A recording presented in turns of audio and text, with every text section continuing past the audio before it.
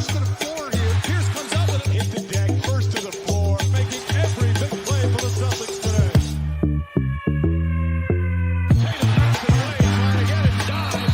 What a play by Dave Cowell. Watch him dive for the ball right here. Look at this hustle.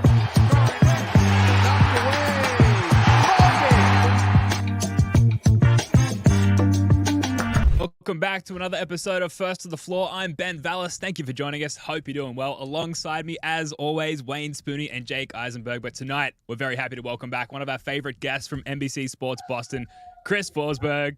Forsberg, welcome, man. How we doing? What's going on? I don't know if you can hear my dog barking in the background. He's also excited to be here. Forsberg's dog. Kemba is not ready. Is also agonizing over this painful wait to get back to actual basketball. That's a great dog name, elite dog name, Kemba. Hell yeah! These story, I have to preface all the stories is we don't just name everything Celtics related around here.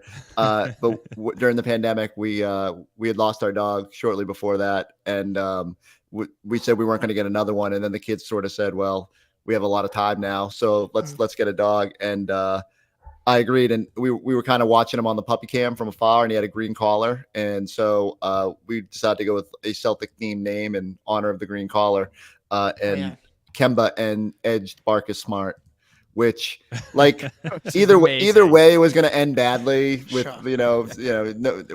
everyone says they should have just named him Tatum, had the longest chance of sticking around, but he's good, and his knees are okay right now. So I was going to ask. Check the hip. No new issues so far. That's good to hear. Well, look, Forsberg, thanks for coming on and being part of one of, I think, 1,000 series preview pods that are circulating the podcast sphere at the moment. Before we get into, I guess, the X's and O's of the series and the defensive matchups and things like that, just want to ask you, what's the overall vibe there in Boston? I asked this podcasting from the distant town of Sydney, Australia, not being able to put my finger on the pulse of what the vibe is heading into to game one of the finals there, and I guess the vibe around the city, but also the team and there at NBC Sports Boston as well compared to 2022. Yeah, I'm never in the city except for games, so I don't know if I'm like, I can tell you what it is in the suburbs, and like people are asking me about the series, but they also don't understand why it's a month and a half away before we actually play basketball. No, I think people are excited about what they've seen from this team, that the opportunity is there in front of them. As opposed to, like, I think I saw a note today that each of the last 4 finals or whatever, they've been underdogs against the Lakers and against the Warriors. So this does feel a little unique in terms of like the pressure's kind of on them based on having been there and all that. But I don't think that's like a bad pressure for them to have. And I think that experience should bode well for them. And if they play to their capabilities, they should be hoisting a banner soon. So I think there's an excitement about that. I think it'll all sort of culminate Thursday. I think it'll be pretty crazy around the Garden, and I don't know, especially once Kyrie walks in there, what's it going to be like. But I think there's an excitement that just wish we didn't have to wait like what feels like 3 months to dive into. Like I always joke that I wish we had a football schedule where it's just one big game every week and like all the build up, and now I'm done this and I'm like, man, no, let's have every other day. Let's do something. Well, I can say the vibe in Morgantown, West Virginia is electric. At least 2 people I work with asked me about the Celtics solely because of Joe Mazzulla. But I feel like I have to address why I look like I'm glowing. Everybody's like, Spooney's absolutely radiant. Like I'm Dr. Manhattan from Watchmen. I don't know. My screen is super bright right now, and I don't know how to turn it down. So I'm sorry. You're just gonna have to deal. Same. With it. I look a little washed out too, but so I'm just joining the club. I'm gonna blame my 807-year-old MacBook. Yes, my screen beaming over to Boston to hit Forsberg as well. So. Yeah, well, the town of like 1,000 people that I live in, the guy that works at the grocery store is a Celtics fan. And so what are the odds? And so I'll be shopping and I'll just see out the corner of my eyes like, how you feeling? Celtics Mavs? Oh, we'll have to lose too. It's like, how you feeling? I'm like, not good, brother. So it's great. I've got surprisingly one Celtics fan at the grocery store that I get to check in with outside of the thousands I'm talking to every day here, though. Yeah, and Forsberg, speaking of Joe, because I'm just going to keep bringing him up for the rest of the show, I think. Obviously, 2022, we had a different coach. Things happened. Missoula's there now. Have you noticed anything different? I thought you were going to say, have I noticed there's a new coach? Did you realize that this isn't Ime Udoka's team? No, and I know the turnaround was way quicker in 22, but have you noticed anything different about like mindset or strategically the way Joe is preparing these guys for the finals compared to Udoka? Yeah, it's just so hard. We've only been there for a couple practices here. Like they took a couple days off after the win. They took a couple days off the last couple days, even though they told us I think they went pretty hard on Sunday. We just probably weren't allowed out there. So like Kristaps Porzingis stuff behind the scenes, we don't get too much of a glimpse of that. But like all I can go up based off is like the way the players are approaching it and how they're talking about this opportunity. And you probably heard the sound bites, right? Like the idea of Tatum saying not everybody gets a second chance at this, Al Horford savoring every last minute of this experience on his 38th birthday. And I think there's an appreciation for getting back to this stage, but also an understanding of like, hey, this is what everything's been building towards, right? And like they kind of got to get over that last hump. And I think they're more equipped to handle it. I think they understand the craziness of this week. Like on Wednesday, we'll do a little media day at the Garden where both teams are there. And it's sort of like that one big ramp up to opening night on Thursday. And, one thing I think they've been very good at is they've had a few of these breaks in the action, both in the postseason. I think about, IST breaks and coming out of the deadline, the trade deadline and or All-Star break. It just feels like they've done a good job being able to kind of crank it back up. And you hear Joe Mazzulla talking about staying in the fight. So I think they'll be ready. Like Joe is the first one to admit that it can go either way. You can either come out super rusty, but it's not like the Mavs haven't had a little bit of a break here too. So very interested to see what the energy level is there. Those first few minutes are probably going to be clunky no matter what. So much emotion, so much energy in that building. But then they'll settle in and we'll see where they're at. But I do think just having been there, they won't be overwhelmed by it. It won't be like, oh my God, it's the final stage. It's more like, okay, this is what you've sort of been working towards. Yeah, on the long break, the Celtics actually have reps because, the break between the whole end of the regular season to the Miami series, they smoked Miami in game one.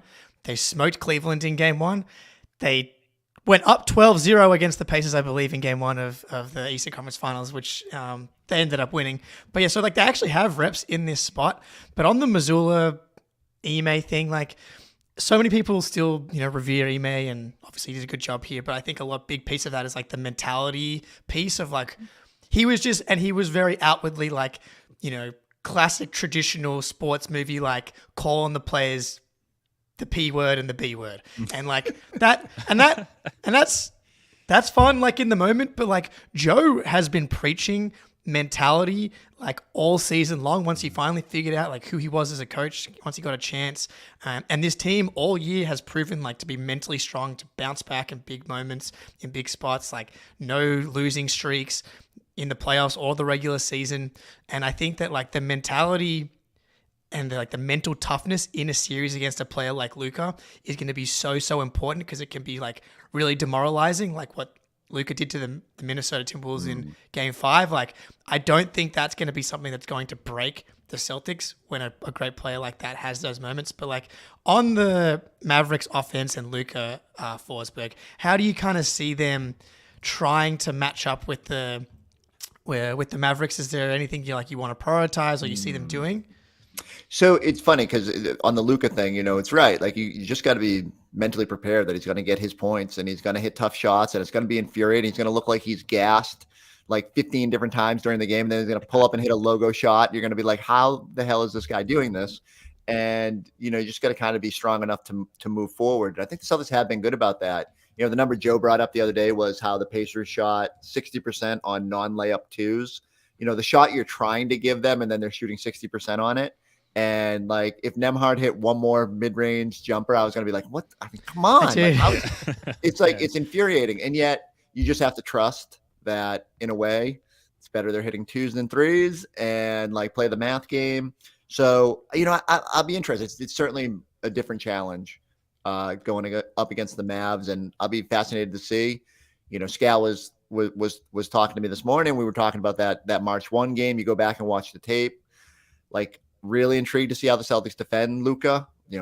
Drew Holiday took a lot of the assignments the first half of that game. Then Jaylen took the baton in the second half and wanted that matchup and really made him work on the other end. I think making Luka work and making Kyrie work is like just going to be a huge part of this. You got to put him in every action and hunt those mismatches. And, that gets a lot easier if KP's out there. And, if he's anywhere near what he was during the regular season. And like, I honestly don't know if they even know that. I keep saying it, there's a ton of optimism about where he is, but until you pull that string and see what happens, like, does he go? Does it hold up? And I know he wants to be out there, but you got to go out and see it. And so I just think that's the bottom line to me is I really like the matchup on paper. I really like where they're at with a healthy KP, but until we see it, like, I want to see how much you can only gauge how far the Mavericks have come. I like the new pieces, even though I hated it at the trade deadline. I've been wrong about this team all season long. We'll see if the Celtics can take advantage of some of those matchups, but it comes down to, being disciplined and being a little bit mentally tough. Yeah.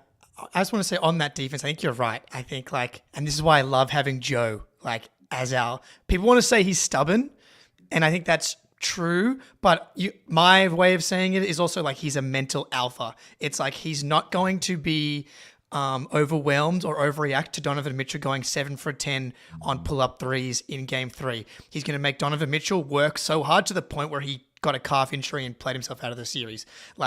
Can you make Luka score? Can you dare Luka to score 60 points a game? Because Luka wants to make the right pass. Luka wants to get into the paint, throw those late passes. You cut the lobs off.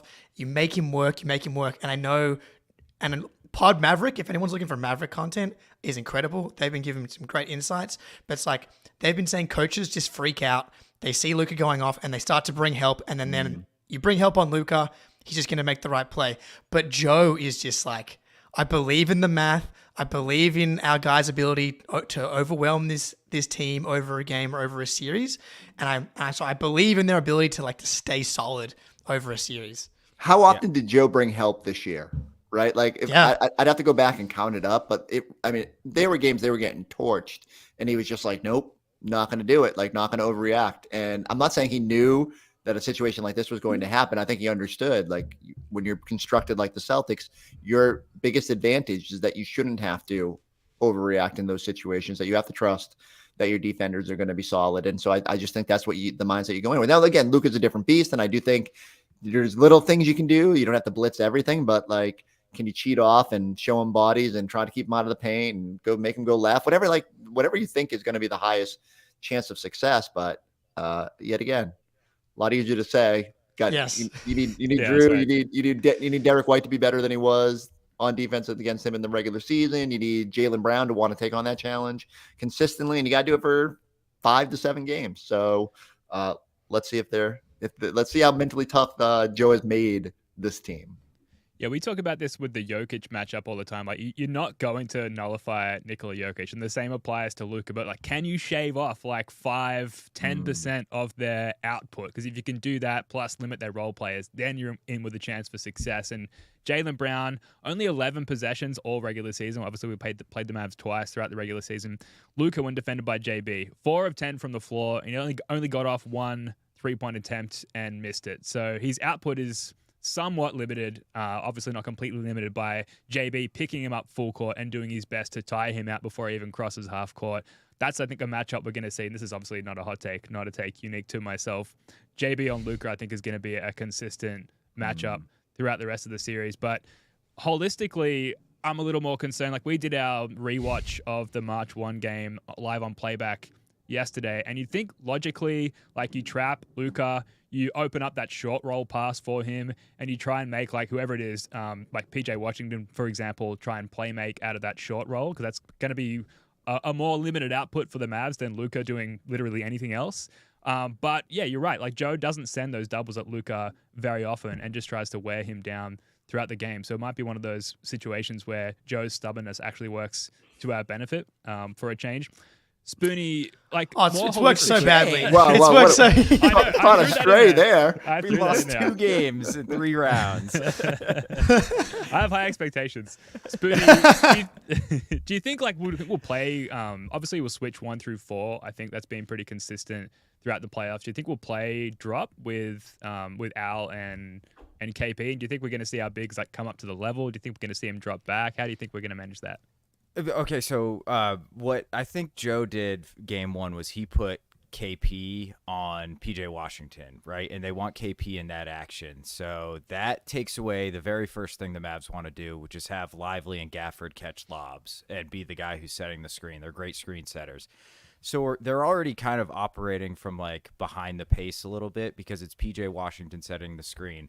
The problem with having KP up to the level, I feel like, is that Luka is so good at hitting guys in the short roll that he will find that space even over or around a 7'3" slender man like KP. So I think ultimately what it comes down to for me is that we will see everything. On defending the pick and roll. We will see them blitz rarely, but it'll happen. I think the traditional like deep drop is going to happen quite a bit, especially when it's Drew covering Luka because he's so good at getting around screens. I think we'll see him come up to the level sometimes. I don't know.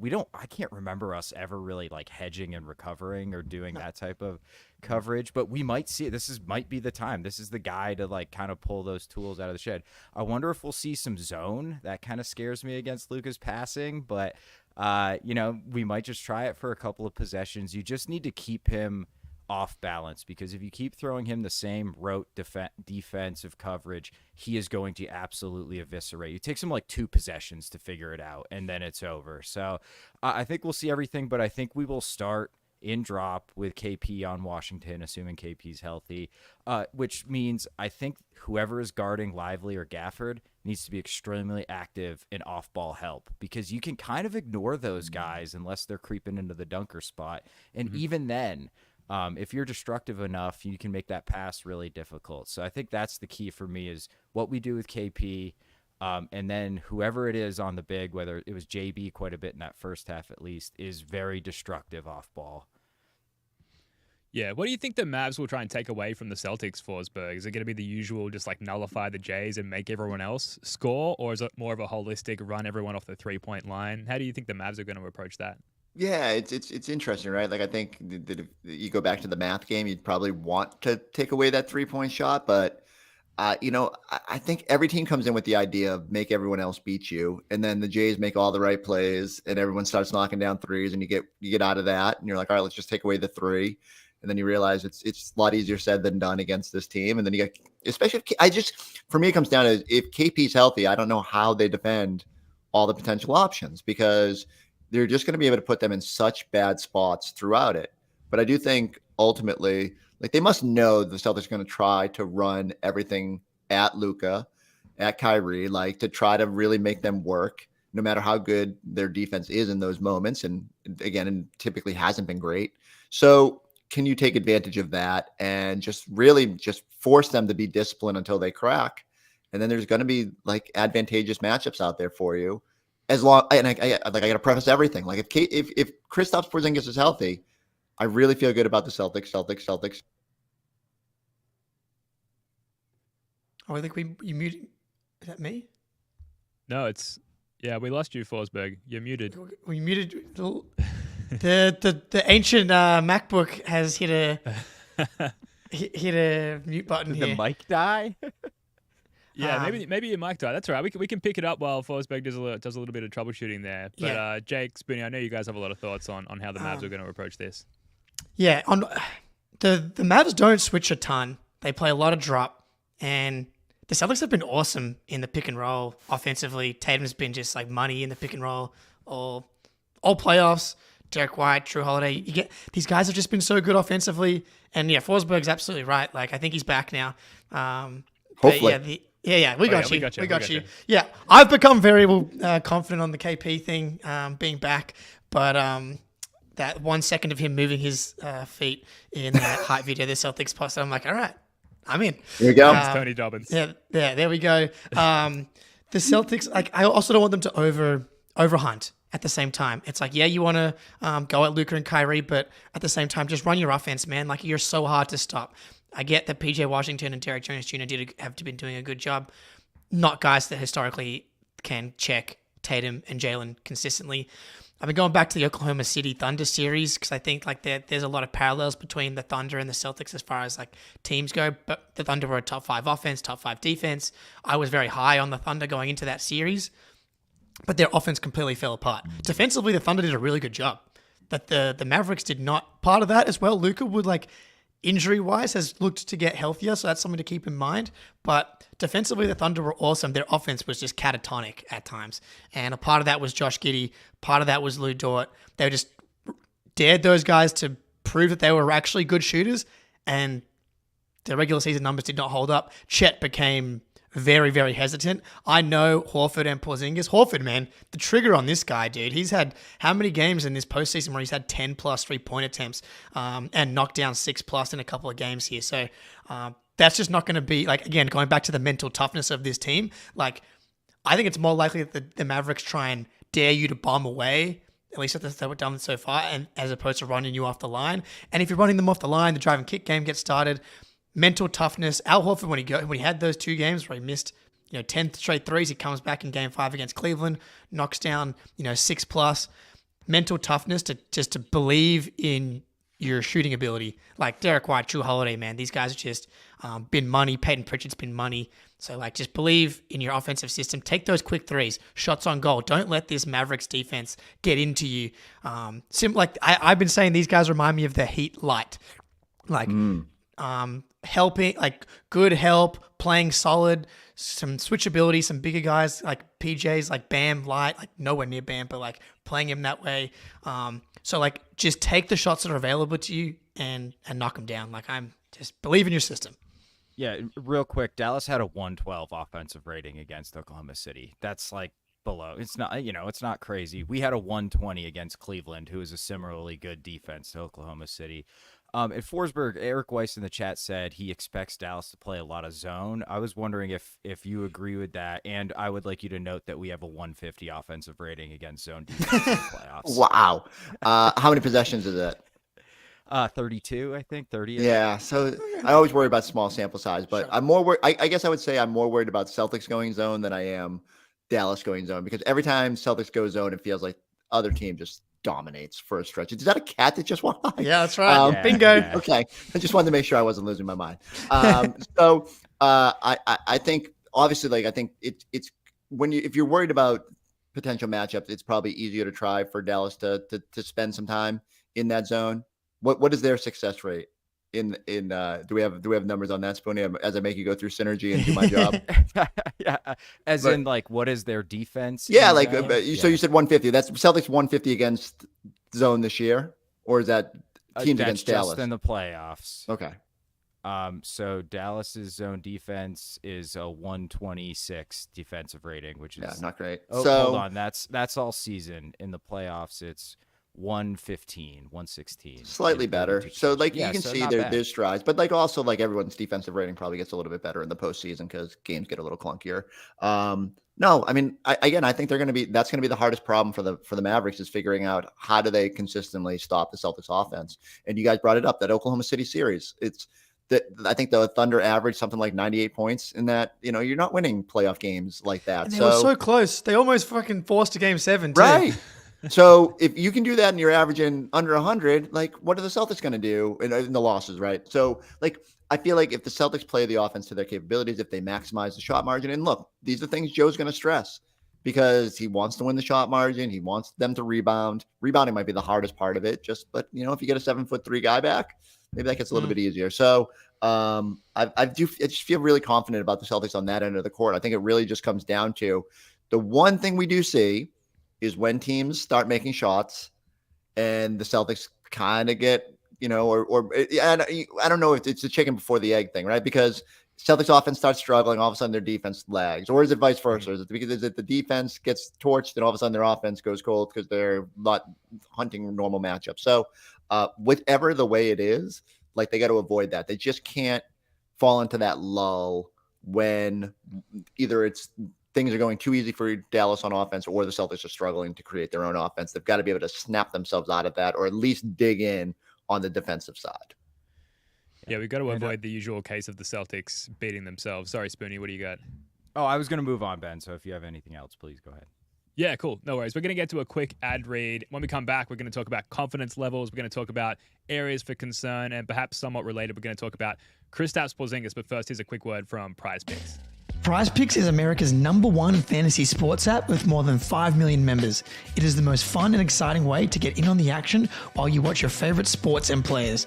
You just pick more or less on 2 or more player stats for a shot to win up to 100 times your cash. With Prize Picks, you could turn $10 into $1,000 in a single game watching your favorite sports this summer. You can make a Prize Picks lineup in as little as 60 seconds. You just need to pick more or less on 2 to 6 player stat projections and you're locked in. The finals means more on Prize Picks, and so do the star players. You get boosted payouts on select basketball stars that you won't find anywhere else. I've been cooking Spoonie and Ben by hammering more on Jaylen Brown points and Jayson Tatum rebounds. Download the app today and use code CLNS for a first deposit match up to $100. Download the app today and use code CLNS for a first deposit match up to $100. Pick more, pick less. It's that easy. Jake has absolutely been cooking us in Prize Picks. Definitely check out Prize Picks. It's a really fun platform. Download the app, use the code CLNS for that first deposit match. Now, confidence levels. This is a question for all of you guys. Forsberg, we'll start with you. Obviously, you're our guest. I feel like you are similarly aligned with us, that you have some reservations about like potentially jinxing the team. Correct me if I'm wrong, but we will try and talk about openly confidence levels. How confident are you? Like if you look at the betting numbers, for example, everything is very much in favor of the Celtics. Online, there's a little bit more of a divisive discourse, but I think it was Eric Weiss in the chat earlier mentioning there's a crazy divergence between betting odds and just the general voice of what might happen in this series. How are you feeling confidence-wise heading into this matchup? Irrationally good. Like I keep saying this, and I've said this throughout the playoff run. It feels weird to be as confident in these Celtics as I think we all have been, because we're just conditioned that they're going to make their lives difficult. But for the better part of this season, they've been able to avoid that. And now I think that's what makes some of those speed bump losses hurt more. It's why I lose my mind when they lose to the Lakers without AD and LeBron. It's like, I mean, come on, what are we doing here? And but on the other hand, and some of those game 2 losses obviously were just, in the moment hurt more than they probably should have. But losing at home is unacceptable. And so I do think they've learned. I do think everything about this team has trended positively. And again, I come back to it. Like if we all kind of, I don't want to say knew, but we kind of felt like they were going to be on the stage. And maybe it's just the relief that Jokic isn't on the other side. Now, like, look, Luka's going to be a challenge, but like we knew what was going to really stress these Celtics. And the fact that they don't have to go through them feels pretty encouraging. So still a challenge in front of them. I don't want to get overly confident, but I said it. I've been saying this on our shows because people are like, "Oh, this one's going 7 games," and I've sort of landed on Celtics in 6 is probably the most likely scenario. But if you made me look at the numbers, I would bet that Celtics in 5 is more likely than Celtics in 7 because just feel like that's how it's going to go. You're gonna have a Luka game in there. What's the Mavs roadmap to more? And maybe I'm just underrating what they can do. But I feel really good about this team as long as they don't lose their damn minds. Yeah, I was listening to you and Scal on the Celtics Talk podcast. Great podcast, by the way. Listening earlier today. And Scal was talking about it's got to be Celtics in 7 because we want that party, that celebration at home. No. Personally, and maybe this is easy for me to say from Australia, but just win the fucking thing. I don't care where you win it. I don't care if you win it in like a shed somewhere down south. Just win the championship, please. Spoonie, Jake, confidence levels and like specifically what makes you confident? Is it a certain matchup? Like how do you think the Celtics might cook in this series? Spoonie, you go first. All right. Okay. All right. Objectively, I have real quick. I have a Dick Magnum piece coming out on Wednesday where I will be previewing the finals. It's 2,500 words and I'm not quite done yet. So yeah, buckle up. Objectively, after looking at things, it feels like Celtics in 5 to me. But emotionally, my confidence level is at like a 2. Like, I'm terrified, dude. I'm absolutely terrified. But everything you look at that March, both games we played against them, the March game specifically, because, they had their guys that they traded for. It just feels like they don't really have any answers for us on the defensive end. Like, they can't stop us. And the way they've been stopping teams, and you said it, Jake, is like daring their bad shooters to make shots. Our 1 through 8 does not. We don't have one. A bad shooter, right? Well, I guess if you could pray Sam Hauser is still in a slump, but if you give him enough wide open shots, he's going to shoot himself back into a rhythm. So that, I think, is a bad solution for. They should try that, actually. Please try that. Give that a shot. Please try that. So it's just hard for me. I think exactly Forsberg. Like, I don't really see the path to Mavs winning 3 games other than just like the Giannis argument. Like, well, they've got Giannis. Well, they've got Luka is kind of the argument, I suppose. But I'm feeling cautiously optimistic, and I'm also a boiling stew of anxiety. Yeah. That's the same. I'm like just constantly oscillating between I'm feeling really confident to just a pit of terror inside of my soul. And so, but like objective, like you look at the betting odds, the lowest odds are Celtics in 5, then Celtics in 7, and then 6, and then 4. So it's like, that is statistically the most likely option. And like this, the matchups, it was always Jokic was like, that's the one team that we just do not have any answers for. You're not going to stop Luka. We have just way better answers for him. And there was just a mental thing with the Nuggets as well. It felt like that for whatever reason that they kind of had us in those 2 games where they've owned the Mavs in the last couple of years. Obviously a different team, but there's a mental side of things where you feel comfortable. Jaylen Brown loves playing against Luka. Jayson Tatum loves playing against Luka. That's a big part of it. Also, just like listening to like real like Mavs content creators being like, this is going to be pretty surprising if the Mavs actually win this. It's kind of just like, can Luka go to a place like there's actually not that many examples of like the overall talent gap being this wide, and then the team with like the best player actually winning the title, like the 2011 Mavs kind of being an example where like LeBron, I mean, I would expect Luka to play much better than LeBron in that year. 2014 Spurs, even the 2013 Spurs, if Ray Allen doesn't save LeBron James with that 3 in the corner, like Kawhi wasn't Kawhi yet. Tim Duncan was on the down, like LeBron was just like peak of his powers. There's like, if you've got the massive talent gap and Tatum can like, he's not going to match him score for score, but overall impact, I think people are going to learn like Tatum is going to be able to play 45 minutes a night here, guard multiple positions, guard lively, rebound 11 a night. Like, I think he can close the gap. I'm rambling here. But yeah, I like it. You're talking yourself into it. I'm like, fuck. Oh, I think they should win. They should win. Please win. You're muted, Ben. You're on mute, Ben. Yeah. Yeah, this is what this series is doing to us. I'm on mute. Jake's rambling. We're all just what did you call it, Spoonie? A soup of anxiety, an anxiety stew. Boiling stew of anxiety. Yeah. There we go. That's definitely me. Look, if I had to talk about concerns and Forsberg, I'm keen to hear your thoughts on this as well. The idea that Luka, of all people in this world, could just go absolutely God mode for 2 weeks and torch any opponent is a possible reality. I think our pick and roll defense has been not exactly stellar all season, even in the playoffs. We've seen that be a vulnerability for the Celtics. And then we saw Luka chirping at Rudy Gobert, chirping at the opposition crowd in the last series. Does he hate Kristaps Porzingis? Is there some bad blood there that we should be concerned about? And is that going to be fuel for the Luka fire that we should be wary of? I need to dig deeper into this. I feel like it's more of a situation where Kristaps gets blamed for that not working because like it can't possibly be Luka, right? Like it's got to be the other side. So I think Kristaps has got to have motivation coming into this series, which I kind of like. Like, not only is he, man, I haven't been able to play for 10 games and I want to be out there in the finals, but, you know, now having those guys, they didn't think we could do this, you know, and obviously, you know, he's got some talent around him, but I feel good about where Kristaps is mentally and his ability. I feel like he played good in those New York games. You know, like every time he played against a team that had a little bit of like history, it brought out a good side of him. So I think that could work well for this team. Obviously there's 3 things that worry me about the Mavs.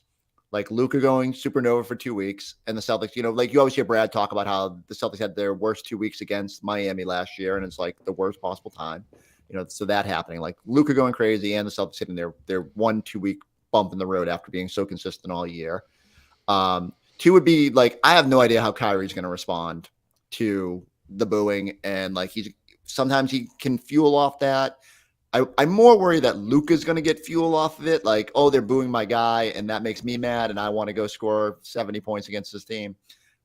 More so than like Kyrie going for a big number. I think he's going to be, we'll be interested to see what kind of series he has. He'll probably settle in at some point. Maybe the fans will too, but interested to see that dynamic. And the third thing that scares me is does Grant Williams get a ring if they win? I love Grant. Yeah, but the idea of Kyrie raising a title and Grant getting a ring after the Celtics sort of decided to move on, that would be tough to digest, right? And I would be happy that Grant got his ring because I really like Grant, and I really kind of want to watch him watch a game in this series because like it's got to be weird for him. So many friends on both sides and all that. But yeah, it's an interesting dynamic after the Celtics decide to kind of how they decided to shuffle up their roster. Surely Grant's going for the Celtics, right? The Mavs kind of like traded for him and then kicked him to the curb, dumped him to Charlotte, and he spent so much more time with the Celtics. I think he's on record. Whenever he made his prediction that these two teams would play, I think he picked the Celtics in there, and so I sent him a message the other day, and I think he's in Indonesia now, and so. If I can track him down when he's back stateside, I'll try to get his prediction. But I don't know. Like, I wonder if he'd show up, and it would be fascinating to see him watch a game. I just think where do the loyalties go and his relationship with Tatum? But that again, you could potentially get a ring if that team wins. Like, doesn't that kind of cloud how you look at things? I don't know. Like, it's going to be fascinating. Is he going to have one of those split jerseys that's half Luka, half Tatum? Like the parents wear at college games? Yeah. Just half Grant and half Grant. You mentioned KP a second ago as far as like concerns. It sounds like we've seen everything you've seen, Forsberg, as far as glimpses into what his level of participation has been. Do you get a sense, even if it's just your own uninformed suspicion, that he'll be back for game one? Yeah, like I think all signs have trended towards like he'll be out there for game one. And I mean, you think about it, 40-something days since the actual injury. I'm trying to do quick math in my head, 6 weeks. That feels pretty good amount of time to come back from it, even if you throw it in that old 4 to 6 week window.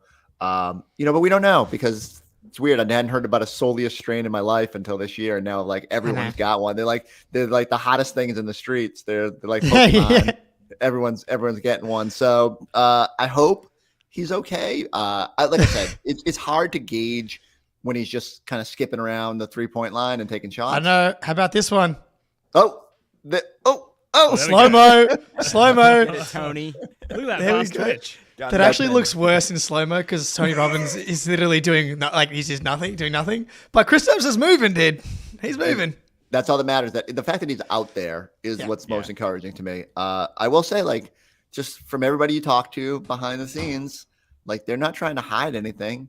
There's just this general sense that, they don't know. They're hopeful that he is ready to go, that they've put in all the rehab, they've taken all the diligent steps and giving him the greatest chance to get back out there. But I keep using the analogy, like you pull the string on the toy and off it goes, and you just don't know. Like it could be great. It could be fine. He's out there, he's back to himself, or, it starts bothering them again. So like they won't know until it's full speed, and they're getting more of a glimpse of the full speed behind the scenes than we are. So they're the fact that no one has been pessimistic leaves me optimistic. Yeah, when he came back, I think it was against New York. I was just looking. I thought I had a tab with his stats from his first game back after his previous calf injury. I've closed the tab because I'm an idiot. But he was cooking the Knicks in that game and on fire from three and really came back effective. Slightly different situation. He's been off for longer. Obviously, an NBA Finals game, vastly different to that of a mid-regular season game. But we take from the data that's available, which unfortunately in my case is not available. I've closed the tab. But like I said, I took a glimpse at it earlier, and that is reassuring, if nothing else. Quick question, then we're going to get to an ad break, and then Jake's going to bring us back with his statistical mystery box, which is an exciting segment we've invented earlier today. Do you think that we see Xavier Tillman in this series? Like I said earlier, we watched the March 1 matchup from earlier this year, and Tillman featured pretty heavily, especially defensively, switching on to Luka. And then what about Peyton Pritchard? Do you think that this is a series for PP, or is he just going to be too, ridiculously targeted by Luka in this one? But I think his numbers against Luka were pretty good. I mean, it's super small sample size, same deal, like 12 possessions or something like that. But I think Luka tried to go at him and was maybe 1 of 3, 1 of 4 against him. I don't mind if teams, much like Hauser, if they twist themselves into pretzels trying to go at what they perceive as weaker defenders. I think Pritchard has the potential to hold up. And if he shoots well, the numbers for all those bench guys have been, the net rating still off the chart for Hauser, which is makes no sense. Guy hasn't hit a shot in 3 months, and he's plus 15.4 on court in the playoffs. So he's making good things happen when he's out there, at least keeping teams honest. Tillman will be interesting. I do think there were opportunities like that over the course of the year where you saw them kind of specifically throw him out there to see if he could stay in front of various smaller teams. Try show the defensive versatility, can take the switches and stay in front of guards. I wouldn't be surprised if only to rest the wear and tear on Porzingis and Horford. If he got occasional time, I still think Luke gets first crack. And same deal. Didn't feel at first like it was gonna be a Luke series against Indy, and hopefully the wrist is okay enough to be out there. But I'll be interested to see how much. Did Luke play a lot in those? I keep just asking you guys the questions that I should actually already have the answers to. Did Luke play a lot in any of those games? It doesn't feel like it, right? There was more let's experiment with Tillman and see what they've got there. We watched it yesterday, and I don't think Luke played at all in that game. I'm not sure if he was out or not, but it was all Tillman. That was one of Tillman's best games, was against the Mavericks yesterday. It's the body type versus Luka is just very different for compared to him versus SGA. It's Jaden McDaniels is in a vacuum is a better defender than Jaylen Brown, but it's you want the 240-pound sturdiness, and Tillman kind of provides the girth, the acreage, to quote Ben Golliver, to make Luka get around you in a way that I don't think some other guys do. So I think there's potentially a spot for him. I like the double big look, whether it's Tillman now or Al Porzingis, just size and toughness out there. If I remember right, when they traded for Tillman, the first thing I did is I looked up defensive numbers against some of those Western Conference guys, and everyone kind of defers to that Anthony Davis series in the playoffs last year. That was a great, again, that's the big stage. You want to see that. But I want to say his numbers against, Luka were pretty good. And so if he's proven he can handle that matchup, or at least is that they've been willing to throw him in that matchup, is encouraging. And I do think that there just could be a spot where invariably, especially on this stage, we always say you're not going to go deep in your bench, and then you have the Leon Poe game, and you have the Big Baby game or whatever. I do think there's going to be opportunities for these guys to maybe put their mark on the series.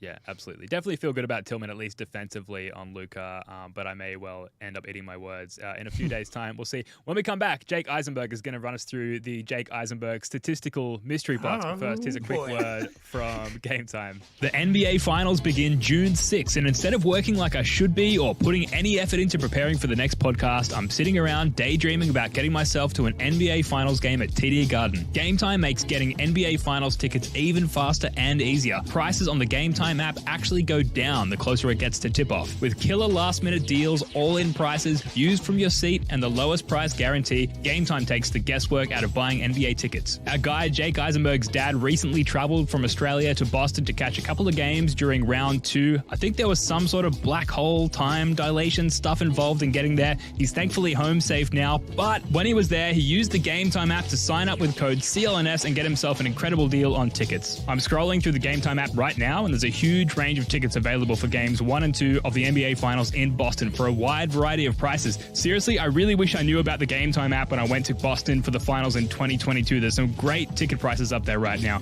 I love that you can enable the all-in pricing feature, which just shows you the actual price of the ticket without any surprise costs at checkout. You can see the view from your seats before you purchase your tickets, and Game Time offers last-minute deals. You can hang out outside the arena, wait for a last-minute deal to pop up, and save up to 60% on tickets, whether it's sports, concert tickets, comedy, and so on. And Game Time ticket coverage means your purchase is covered with the most flexible customer service policy in the ticketing industry. Take the guesswork out of buying NBA Finals tickets with Game Time. Download the Game Time app, create an account, and use code CLNS for $20 off your first purchase. Terms apply. Again, create an account and redeem code CLNS for $20 off your purchase. Download Game Time today. Last minute tickets, lowest price, guaranteed.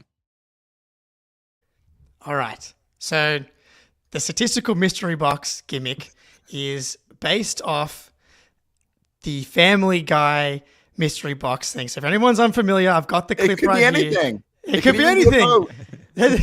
Forsberg knows. Hold on. You have a choice. You can have the boat or the mystery box. What, are you crazy? We'll take the boat. No, not so fast, Lois. A boat's a boat, but the mystery box could be anything. It could even be a boat. You know how much we've wanted one of those. Then let's just... We'll take the box. So I'm gonna give you the statistical profile of the Celtics through the playoffs, and you can take the statistical playoff profile of that player or the mystery box playoff performance in the finals. So this is really like a Jayson Tatum question more than anything else, but a way for us to chat through some of the players' performances so far.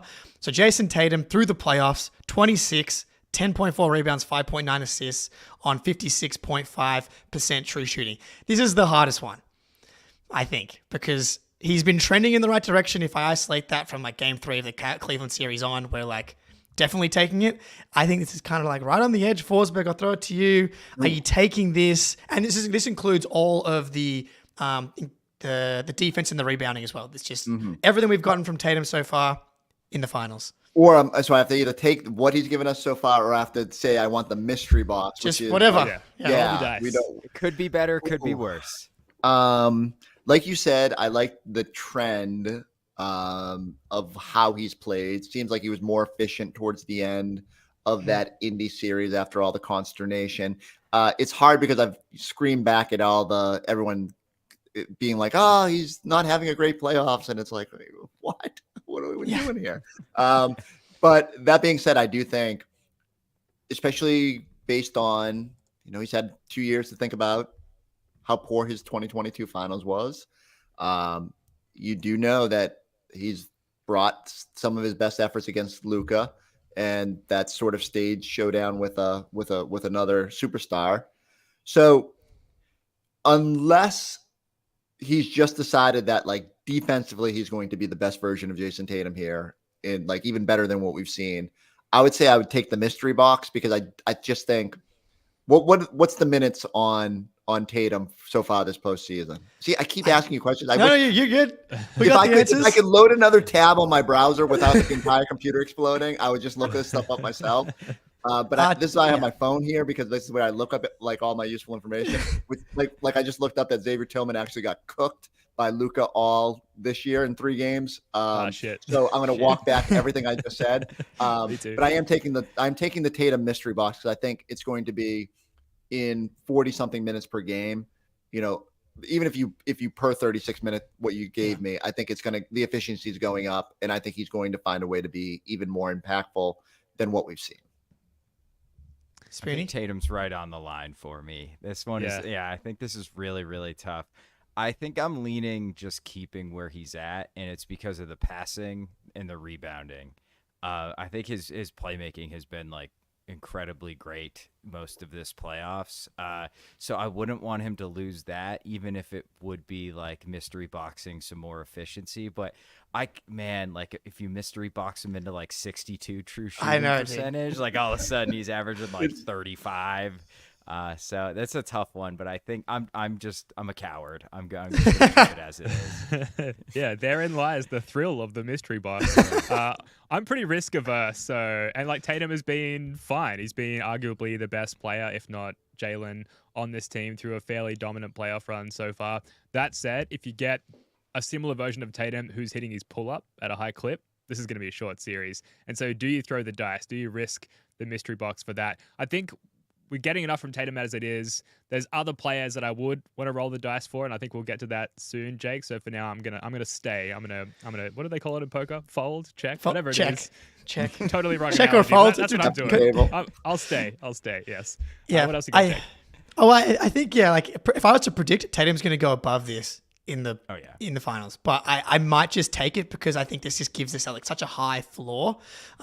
With all the you guys are defense, too all the nervous. playing. I know. General, yeah. In general, you guys need like some medication.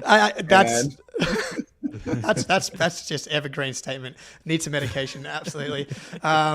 Jaylen, 25 points a game, 25, 6, and 2.6 assists on 61% true shooting. Forsberg. Again, okay. Now after I just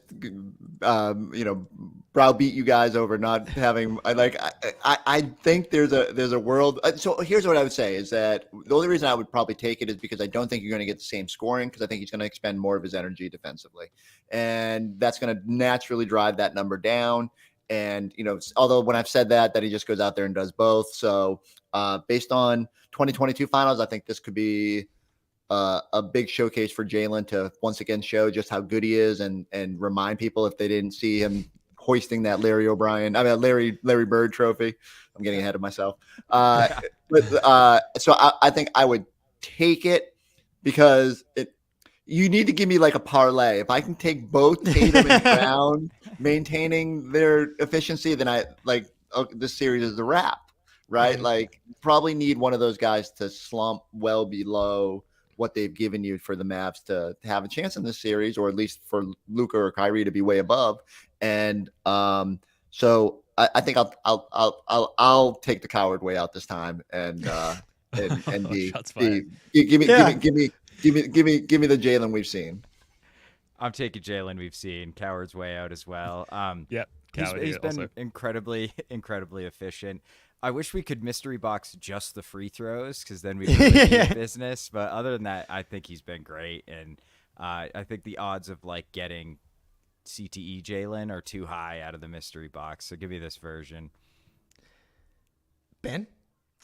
Coward's way out in this one. Yeah, I'll take the JB that we've had all day, every day. This is fine. This is a good exercise because it's like, oh, by the way, the Celtics have been really good. Yeah, I think the Tatum that's a coward's way out. This is not a coward's way out. I think taking the mystery box here is recklessly irresponsible. Getting 25 points per game on 61% true shooting from Jaylen would be like this series over. Like if he puts up 25 points a game on that type of efficiency, which I think it's very possible.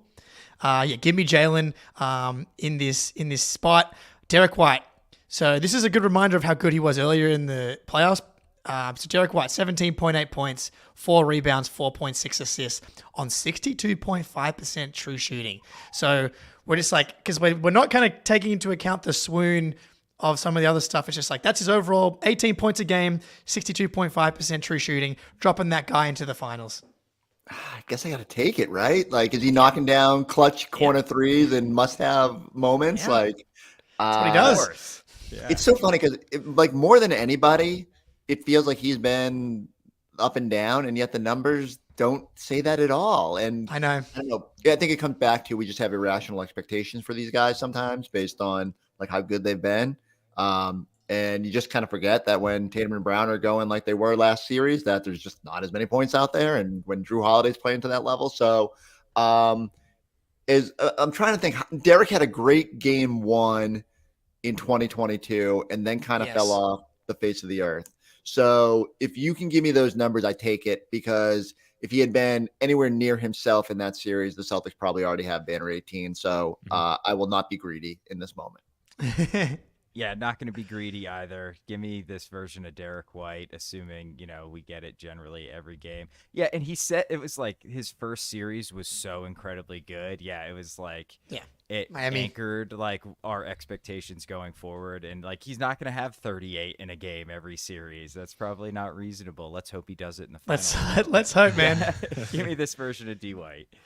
Give me the mystery box. Give me potentially Wow. pre all-star campaign Derek White when he was playing out of his fucking mind. Like how many of all the parallel universe iterations of Derek White, I think all of them are almost perfect human beings. And so the likelihood of going to the mystery box and getting a better version of what we have now, and I'm basing this on obvious science, clearly, the better version of Derek White is more likely than not to come back via the mystery box. So let's get a little crazy with Derek White. Give me the mystery box. Look at Ben go, man. Troy called him out in the chat for being a coward, and so did easily Forfex. influenced. So Ben's going for it here. Yeah, for me. And look, this is the point though. We don't need anything crazy from these guys. We just need them to keep doing what they're doing, and we should win this thing. Drew Holiday, interesting one. 12.7 points, 5.6 rebounds, 4.6 assists. 61.4% true shooting. Again, so he's kind of like the inverse of D White, and it's like he struggled in the Miami series, but he's just been cooking from Cleveland kind of game 3, I think, onwards. So, but that 61% true shooting is very, very tantalizing. What can I pay to get the last 2 weeks of Drew Holiday? Like, can I pay? Is there an up price I can buy in to get just because that version? I don't know if we're going to get that version, but I also don't think we're going to get the 2 weeks before that version of Drew, which was everyone in Milwaukee going, see, playoff Drew. I'm trying to think how good his defense has been on the total this postseason, and could it go up a level? I just think it needs to just be when I watched that March 1st game, I was like, wow, Drew was he was almost giddy to be taking on that Luka challenge in the first half. If the mystery box was, you're there, I can't tell you what the shooting's going to be, but the defense is going to be great. I keep making new rules for this mystery box. I love it. It's a very rigid game. You can't be doing this. So I'm buying the mystery box, but you're unlocking one of the 5 attributes that will be determined. Okay. And you're the defense bar is way up, and I'm taking the mystery box. Okay. I'll allow it. Yeah, and real quick, last 8 games for Drew Holiday, 15.5, 6 and 5 on over 50, 40, 90. So pretty solid in the last 8 games. Give me the mystery box. I want the Indiana version of Drew Holiday, and what we have for the totality of the playoffs is not that guy. So even though the true shooting's really nice, maybe that takes a hit. But I think his playmaking was better and his defense was better as the playoffs have gone on, and I want to make sure we lock that in. I'm looking forward to seeing the mystery box segment on NBC Sports Boston. By the way, I think you throw the dice with Drew. I think you can afford to go either way and risk a potential downtick with Drew and still find success if you do head that way. So I'll take the mystery box as well. We've probably got time for one more, Jake. What do you think? Yeah, so the Sam Hauser mystery box. Well, Sam Hauser's obviously we're taking mystery box. Drew, I'm probably just I'm checking. I'm taking the 40% from 3 on the 5 attempts in the playoffs. But I'll give you guys Al Horford, 34.6% from 3 in the playoffs. Actually, maybe the most interesting one, Kristaps Porzingis in the 3 games that he did play, 12 points per game, 7 rebounds, 1.9 assists, 38.9% field goal, but 40% 3-point. Okay, that's a tricky one because if you're telling me I'm getting 8 3-point attempts from the big dog and they're going in at a 40% clip, then that's a tough one. We'll end on Kristaps. All right. And the same minutes, and you're getting the minutes. So right, yeah, 30 minutes. So I got to think you got to take it. If you could guarantee me 30, I'm taking it all day, every day, and even at only 12 points, that efficiency, those threes, and those minutes, they make me feel pretty good because if you, it's just all I need. That's all I need is the guarantee of the minutes. I'm coward's way out on this. Even the There we go. Yeah, the biggest thing he can do is space the floor against Dallas. That said, give me the mystery box. 38% from the floor, man. Come on, the odds of that going up are so high. We'll mystery box our way to 36, 37% from 3, and I want post-up KP back too. Sure. Like that just gives us different dimension. But I think this is a tough one. Yeah, this one's really close. Well, if he comes out of the box injured, I'm going to be really pissed. Absolutely. He's already kind of ensnared within a mystery box as we speak at the moment. We don't really know what the outcome's going to be. But yeah, I'm with you, Spoonie. I'll take the mystery box and just hope for the best, as in most of these cases. Chris Forsberg, this was great, man. Thank you so much for coming on. It's always a good time having you on the show. What have you got coming up in the next few days between now and when the finals start? I'm hoping to sleep. No, it's been a good little break. We got if people like want 8 hours of coverage a day, I think we got that coming on our pre and post and halftime. And we do have a final special, I believe, on Wednesday. The days all blend together even while we wait. I really wish I'd just gone into hibernation for 9 days and then someone shook me on Thursday and said it's time to go. Yeah, I wish I could opt for that. Absolutely. All right, that's going to do it for this one. Thank you so much for joining us. We'll be back on Wednesday night live at 8 p.m. East with Dan Greenberg, a.k.a. Stool Greeny of Barstool Sports, for one last appetizer before the madness of the NBA Finals tips the following day. Forsberg, Spoonie, Jake, love your work, guys. Until next time, go Celtics. I love the